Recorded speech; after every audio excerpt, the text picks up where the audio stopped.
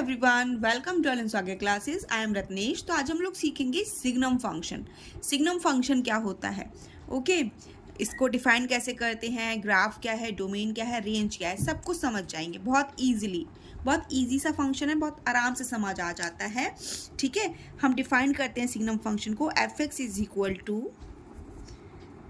Mod X upon X. कब है ये? When X not equal to zero. जैसे ही आपने देखा नॉट इक्वल टू जीरो लिखा हुआ है, दैट मीन्स एक्स कभी ग्रेटर भी होगा या फिर लेस भी होगा।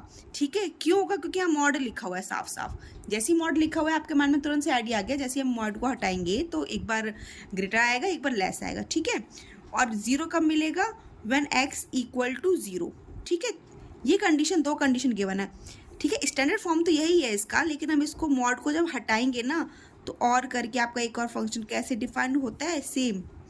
जब आप मॉड हटाओगे आपको बहुत अच्छे से पता है। क्या पता है?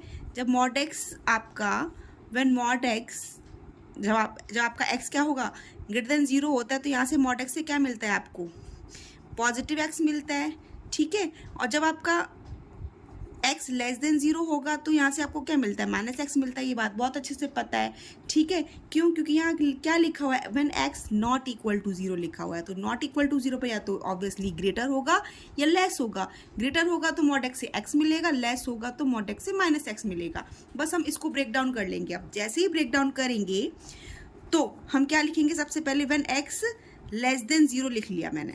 ठीक है, जैसे ही एक्स लेस देन जीरो लिखा तो आपको बहुत अच्छे से पता है मॉड से निकल कर क्या आना है, माइनस एक्स अपॉन एक्स आएगा। ये आपको क्या दे देगा? -1 दे देगा। यस और नो? ठीक है, फिर X equal to zero. X equal to zero पर आपको साफ साफ दिख रहा है क्या है? जीरो है वैल्यू। ठीक है, and when X greater than zero होगा, जब एक्स ग्रेटर देन जीरो होगा तो आपको बहुत अच्छे से पता है क्या मिलेगा? पॉजिटिव एक्स मिलेगा। तो ये हो गया एक्स अपॉन एक्स, विच क्या देगा? वो हमको 1 देगा। ठीक है, तो हमें पता चल गया जब एक्स लेस देन जीरो होगा तो -1 देगा, एक्स इक्वल टू जीरो होगा तो 0 देगा, एक्स ग्रेटर देन जीरो होगा तो क्या देगा? 1 देगा। ठीक है, इसको अच्छे से लिख लेते हैं। तो मैंने समझाने के लिए किया था। ओके, इसको और अच्छे से लिख लेते हैं। F X is equal to, signum function की 3 वैल्यूज होती है। -1 आएगी, व्हेन कब आएगी?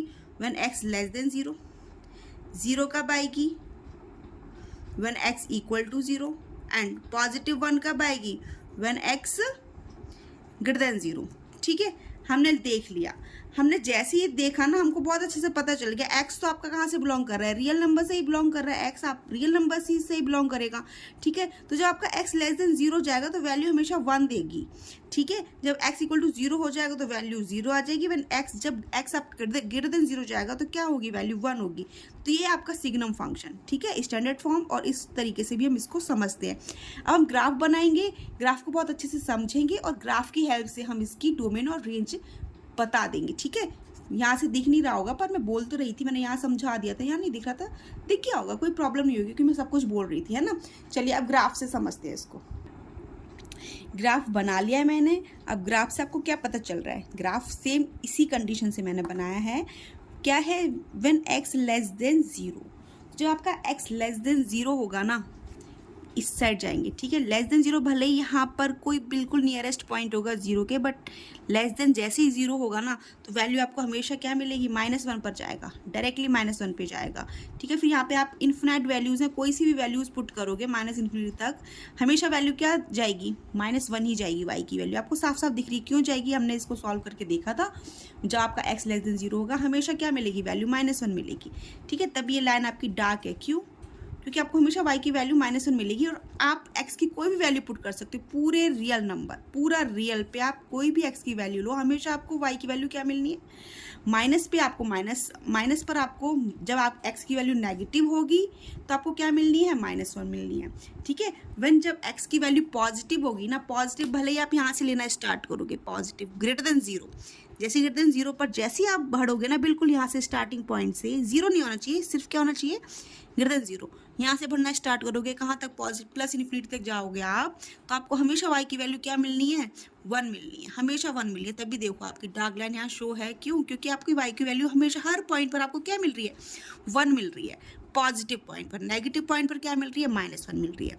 ठीक है, जैसे ही आपने x इक्वल टू 0 पुट किया, साफ साफ दिख रहा था। x इक्वल टू 0 पर क्या दे देगा, 0 दे देगा। ठीक है, x इक्वल टू 0 पर क्या गिवन होगा, 0।